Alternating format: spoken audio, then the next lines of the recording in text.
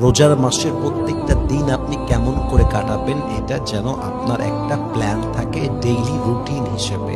ফজরের পরে কি করবেন, জোহরের পরে কি করবেন, আসরের পরে কি করবেন, ইফতারের পরে কি করবেন, তারাবির নামাজ পড়ে এসে কি করবেন, কখন ঘুমাবেন, কখন কোরআন তেলাওয়াত করবেন, কখন অফিসের কাজ করবেন, কখন ব্যবসার কাজ করবেন।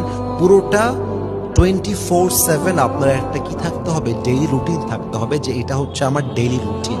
এবং এই ডিসিপ্লিন মেনটেন করতে পারলে আমার বিশ্বাস, এটা আমার ব্যক্তিগত মতামত, রোজার 1 তারিখ থেকে নিয়ে ঈদের দিনের আগ পর্যন্ত আপনি এতটা সুন্দর রোজা কাটাবেন যেটা আপনি কখনো কল্পনাই করতে পারেন না। আপনার কাগজে কলমে ডেইলি রুটিন লেখা থাকতে হবে যে আমার সময়টা এখন এটা করার, আমার জোরের পরে এইটা করতে হবে, আসরের পরে এইটা করতে হবে।